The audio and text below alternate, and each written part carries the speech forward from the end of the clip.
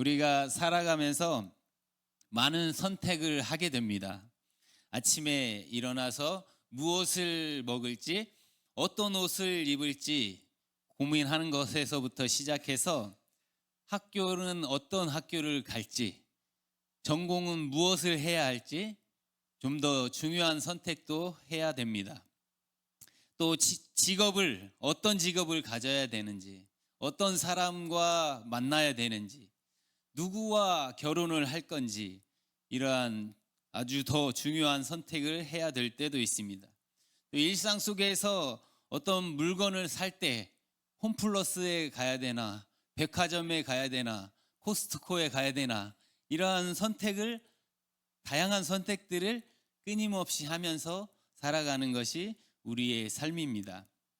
오늘 우리가 다룰 이 선택은 이러한 선택과는 차원이 다른 선택입니다. 우리의 영혼에 관한 선택입니다.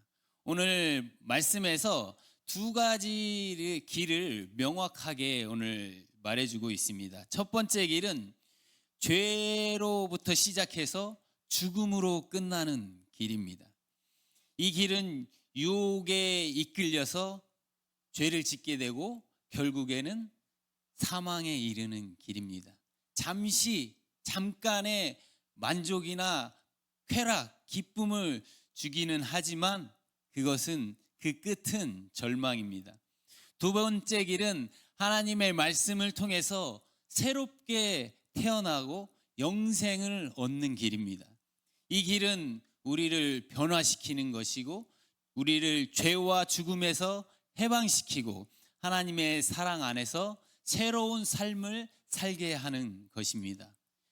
비록 그 길이 좁고 협착해서 험난한 길이지만 그 끝에는 영원한 천국이 기다리고 있는 곳입니다.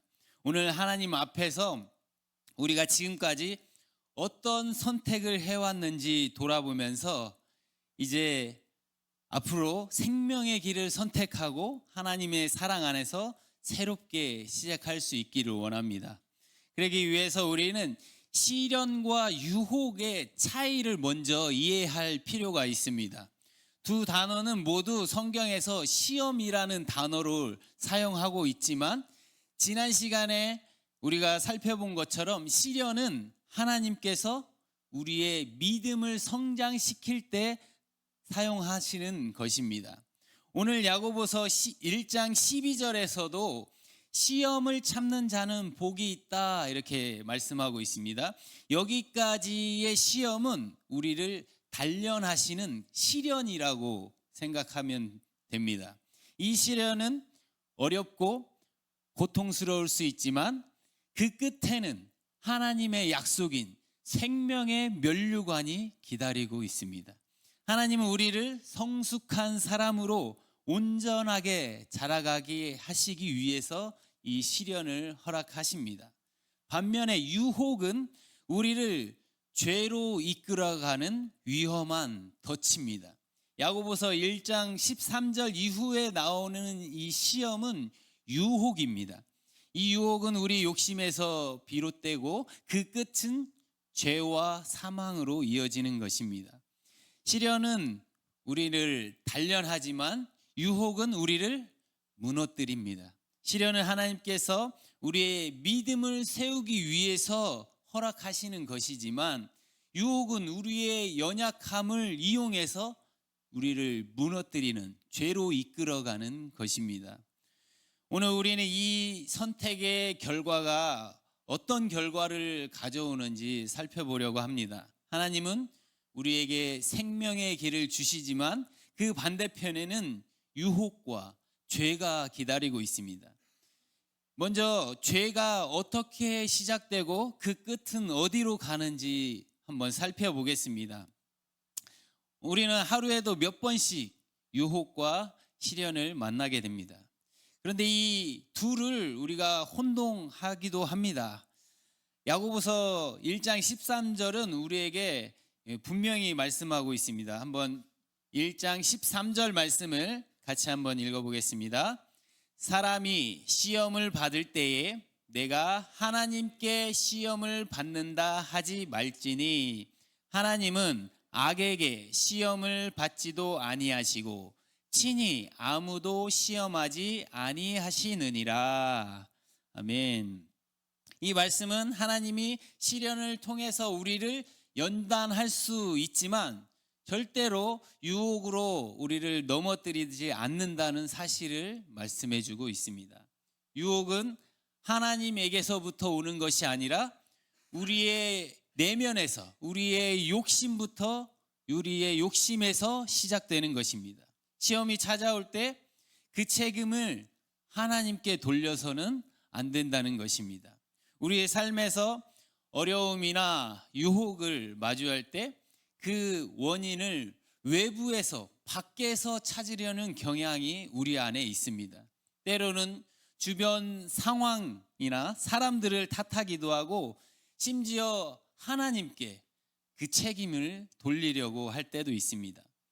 우리는 죄의 책임을 다른 사람들에게 돌리려고 하는 그러한 본성을 우리가 가지고 있습니다. 인류의 조상 첫 사람 아담에게서 그 모습을 찾을 수 있습니다.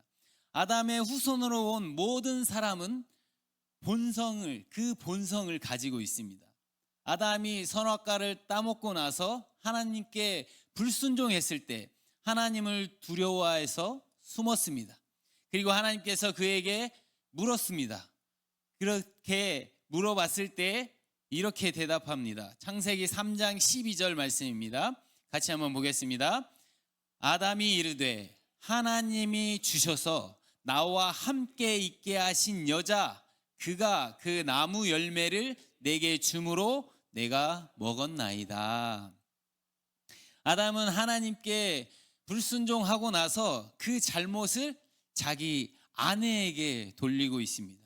결혼 전에는 아내를 보면서 내 뼈 중에 뼈요, 살 중에 살이다 이렇게 고백했던 아담이었는데 이제는 이 여자 때문에 내가 불순종하게 되었다 말하고 있습니다. 그런데 우리가 이 말을 자세히 보면 단순히 아내에게 잘못을 돌리는 것이 아닙니다. 하나님이 주셔서 나와 함께 있게 하신 여자, 이 말은 하나님을 원망하고 있는 것입니다. 나는 아닌데 하나님이 이 여자를 주셨고 하나님이 주신 이 여자 때문에 자신이 죄를 범했다는 것입니다. 만약에 나에게 그러한 환경이 주어지지 않았다면, 내가 그 사람을 만나지 않았다면, 하나님께서 그 상황을 허락하지 않았다면 아무 문제가 없었을 텐데 그 장소, 그 시간, 그 상황, 그 사람을 탓하며 결국에는 하나님을 원망하는 것입니다. 이것이 우리 인간의 본성입니다. 우리는 잘못을 저지를 때 그 잘못을 인정하기보다는 다른 곳으로, 다른 사람에게 그 책임을 돌리려는 본성이 있습니다. 그러나 야고보는 이러한 책임 전가가 얼마나 위험한 것인지 우리에게 경고하고 있습니다. 특히 우리가 유혹에 빠졌을 때 그 책임을 하나님께 전가하는 것은 매우 잘못된 것입니다. 하나님은 결코 우리를 죄로 이끄시거나 악으로 시험하시는 분이 아니십니다. 오히려 하나님은 선하신 분이시고 우리를 죄에서 지키시고 유혹을 이길 수 있도록 도와주시는 분이십니다. 우리가 이러한 유혹이 찾아올 때 그 유혹의 근원을 바로 알아야 합니다. 유혹은 결코 하나님이 주시는 것이 아닙니다. 오히려 유혹은 우리의 욕심에서, 우리의 욕망에서 비롯된 것입니다. 성경이 분명히 말씀하고 있습니다. 우리 야고보서 1장 14절 15절 말씀 같이 읽어보겠습니다. 같이 한번 보겠습니다. 오직 각 사람이 시험을 받는 것은 자기 욕심에 끌려 미혹됨이니 욕심이 잉태한즉 죄를 낳고 죄가 장성한즉 사망을 낳느니라. 아멘. 우리가 당하는 유혹이 무엇 때문입니까? 바로 나의 욕심에 이끌려서 미혹되기 때문입니다. 야고보는 13절에서 하나님은 우리를 유혹하시는 분이 아님을 밝히고 그 유혹의 원인이 어디에 있는지 14절에서 분명히 말하고 있습니다. 유혹은 우리의 욕심에서 시작되는 것입니다. 욕심은 마치 엄마 뱃속의 생명처럼 처음에는 작고 보이지 않지만 시간이 지나면 지날수록 점점 자라나서 세상에 드러나게 됩니다. 우리는 일상 속에서 이런 다양한 유혹에 직면합니다. 이 유혹들은 욕심이라는 씨앗과 같습니다. 처음에 작고 사소해 보이고 아무것도 아닌 것처럼 보이지만 이 씨앗이 마음에 뿌리를 내리면 점점 자라납니다. 이렇게 뿌리 내린 욕심은 우리의 생각과 행동을 지배하고 더 큰 죄로 우리를 이끌어가는 것입니다. 욕심이 자라면 결국에는 열매를 맺습니다. 마치 엄마 뱃속에 자라나 아기가 태어나는 것처럼 욕심도 자라나서 죄라는 결과를 낳게 되는 것입니다. 결국 죄의 근원은 우리의 외부가 아니라 우리 내면에 있는 욕망, 욕심이라고 할 수 있습니다. 14절에 보면은 미혹된다라는 말을 하고 있는데 이 말은 물고기를 유혹할 때 쓰는 미끼를 의미하는 것입니다. 달콤해 보이는 미끼로 우리를 유혹하는 것입니다. 그 미끼를 물면 어떻게 됩니까? 죄에 우리가 사로잡히게 됩니다. 결국에 죄의 결과로 사망에 이르는 것입니다. 죄는 처음부터 우리에게 커다란 형태로 나타나는 것이 아니라 작은 씨앗처럼 우리에게 다가옵니다. 그리고 자라나기 시작하고 우리 마음속에 자리 잡게 되고 그리고 우리의 생각과 감정을 지배하고 우리의 행동으로 나타나게 되는 것입니다. 이 죄가 낳는 사망은 우리의 육체적인 죽음만을 말하는 것이 아닙니다. 여기서 말하는 사망은 영적인 죽음입니다. 죄는 우리의 영혼을 파괴하고 하나님과의 관계를 단절시켜 버립니다. 하나님께서 우리를 창조하신 목적은 생명과 기쁨을 누리며 그분과 교제하는 것입니다. 그러나 죄는 하나님과의 관계를 파괴하고 우리를 하나님의 은혜와 사랑에서 멀어지게 만드는 것입니다. 죄가 커져서 사망에 이르게 될 때 우리는 더 이상 하나님께 가까이 나아갈 수 없고 그분의 사랑과 생명을 누릴 수가 없습니다. 우리의 영혼은 하나님을 느낄 수 없을 정도로 감각이 무감각해지는 것입니다. 우리가 정말 구원받은 자라면 영원한 사망에 떨어지지는 않을 것입니다. 하지만 그럼에도 죄는 우리를 붙들어 매고 우리로 하여금 하나님을 위해 살지 못하도록 하는 것입니다. 우리 삶에서 하나님의 영향력을 나타낼 수 없게 만드는 것입니다. 여러분, 이 죄에 속지 않으시기 바랍니다. 세상은 갈수록 죄를 죄라고 말하지 않습니다. 죄를 자기의 나름대로 꾸미고 죄를 용납하고 당연한 것처럼 말합니다.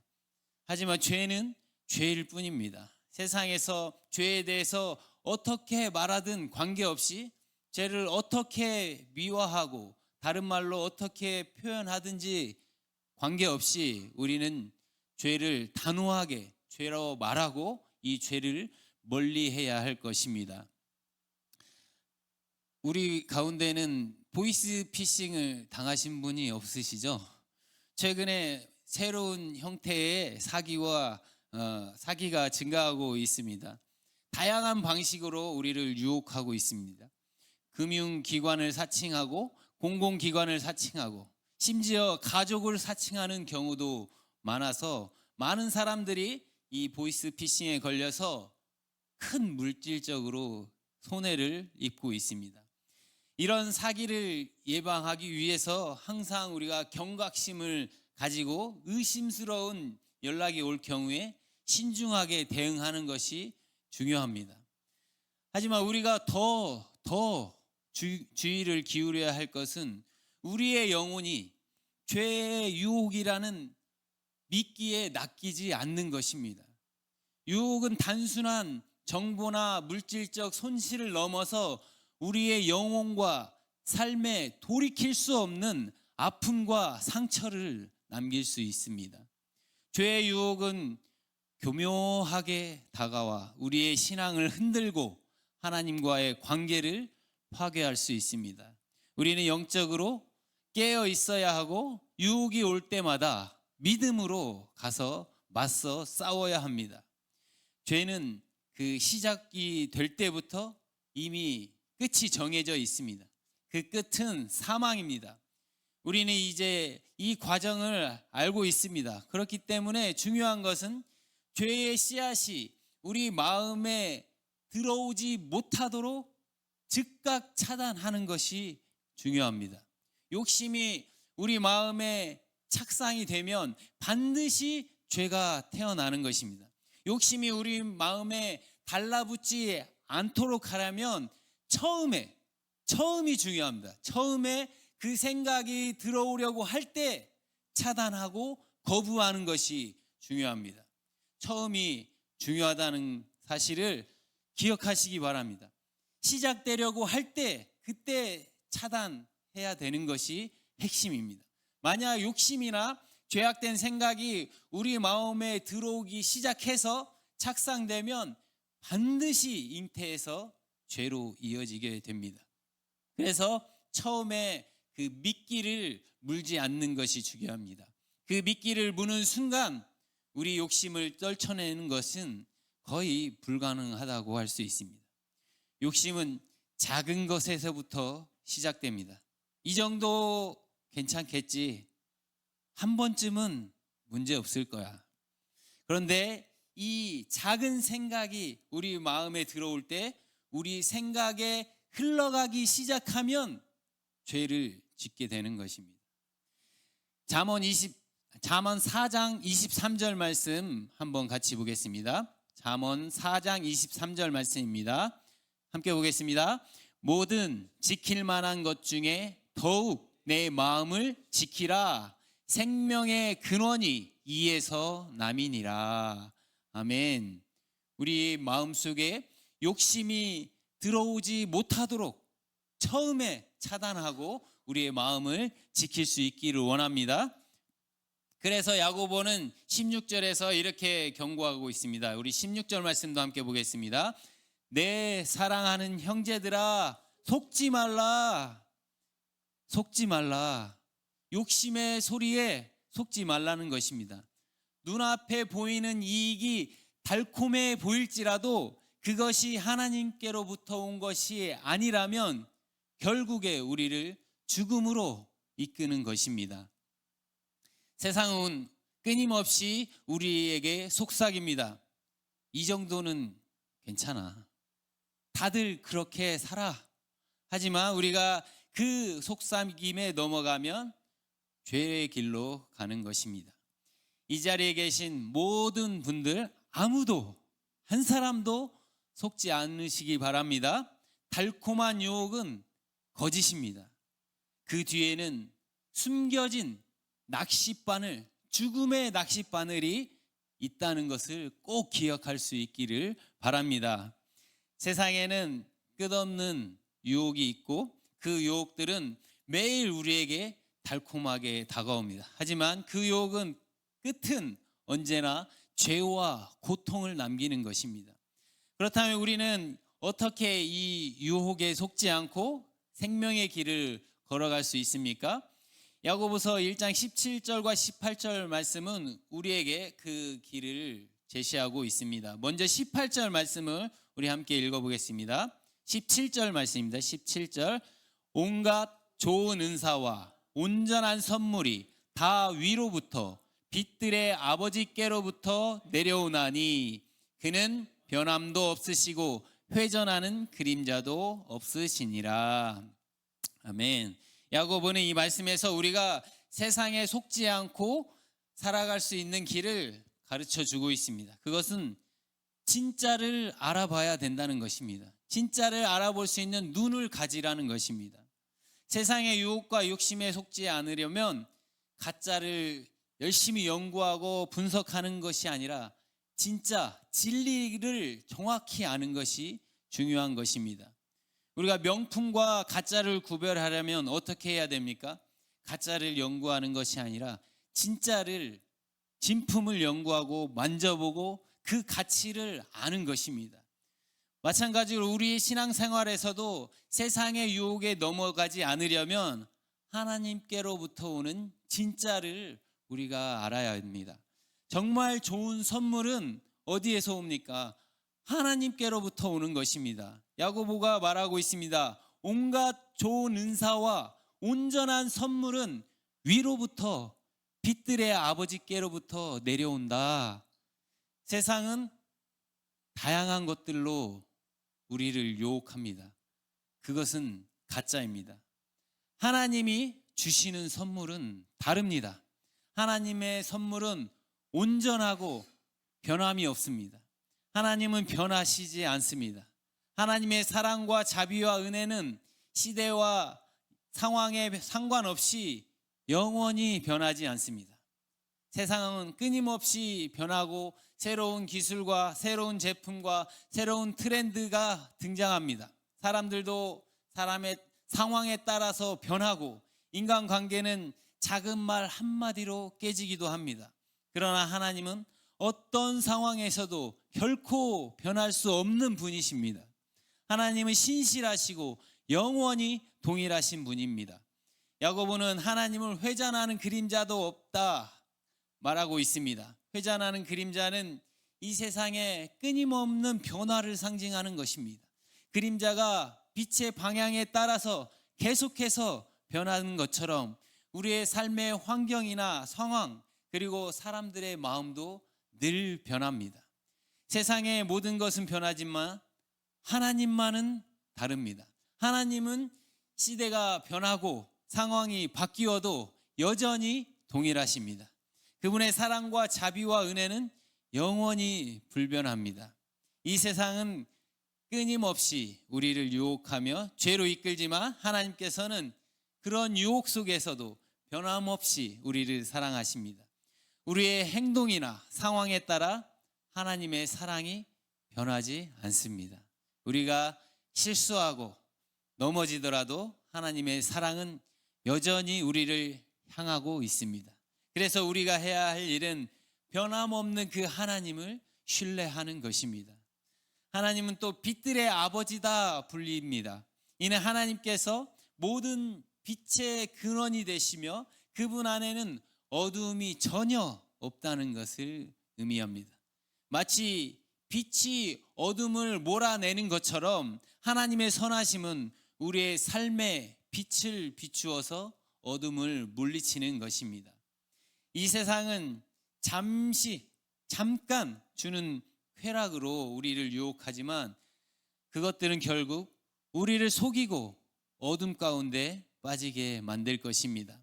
반면에 하나님께서 주시는 은혜와 선물은 완전하고 영원하고 변하지 않습니다. 하나님은 결코 우리를 속이거나 유혹하지 않으십니다. 오직 생명과 빛을 주시는 분이십니다. 그분의 신실하심을 신뢰하고 그분의 변함없는 사랑을 믿으며 살아갈 때 우리가 하나님의 선하심을 경험하게 될 것입니다. 하나님께서 우리에게 주신 가장 큰 선물은 우리를 새로운 피조물로, 새로운 존재로 다시 태어나게 하신 것입니다. 우리 야고보서 1장 18절은 하나님께서 우리를 어떻게 구원하시고 새로운 생명을 주셨는지에 대해서 말씀하고 있습니다. 우리 18절 말씀 함께 보겠습니다. 그가 그 피조물 중에 우리로 한 첫 열매가 되게 하시려고 자기의 뜻을 따라 진리의 말씀으로 우리를 낳으셨느니라. 아멘. 하나님은 자신의 뜻을 따라서 진리의 말씀으로 우리를 낳으셨습니다. 여기서 나타라는 표현은 창조하다라는 것을 나타낼 때도 사용되었습니다. 우리는 죄로 인해 죽을 수밖에 없는 존재였는데 예수님을 믿고 진리의 말씀으로 새롭게 창조되어서 다시 태어난 존재입니다. 우리의 몸은 육신의 부모를 따라서 이 땅에 태어나지만 우리의 영혼은 진리의 말씀으로 새롭게 태어나게 되는 것입니다. 우리는 이제 하나님의 자녀로서 그분의 의와 사랑 안에서 살아가는 자들입니다. 우리가 새롭게 태어났다면 더 이상 이 세상 어둠 속에 속한 자들이 아닙니다. 하나님의 빛 안에서 살아가는 자들로 변화된 것입니다. 이제 우리는 죄의 종이 아니라 하나님의 은혜와 사랑 안에서 자유롭게 살아갈 수 있습니다. 이 새로운 생명은 진리의 말씀을 통해 하나님께서 우리에게 베푸신 최고의 선물입니다. 우리는 진리의 말씀을 통해서 날마다 새롭게 태어나야 합니다. 우리의 신앙생활은 한 번 결심하고 한 번 변화로 끝나는 것이 아니라 매일의 삶 속에서 진리의 말씀을 따라서 지속적으로 변화되고 자라가야 합니다.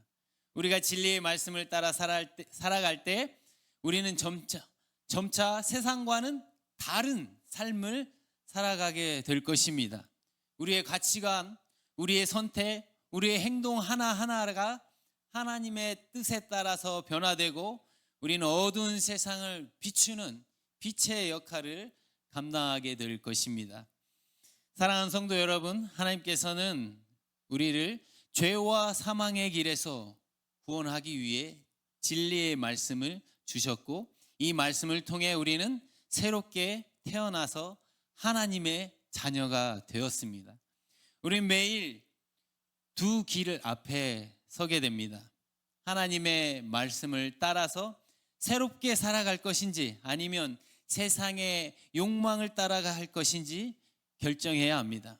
세상은 달콤한 유혹으로 우리를 현혹하지만 그 유혹은 결국 죄와 사망의 길로 이어집니다. 반면에 하나님께서 주신 진리의 말씀 붙들 때 우리는 생명의 길로 나아가게 될 것입니다. 우리가 맞이하는 선택의 순간마다 우리는 실수할 수 있습니다. 실패할 수 있습니다. 넘어질 수 있습니다. 하지만 중요한 것은 우리가 넘어졌을 때 다시 일어서는 것입니다.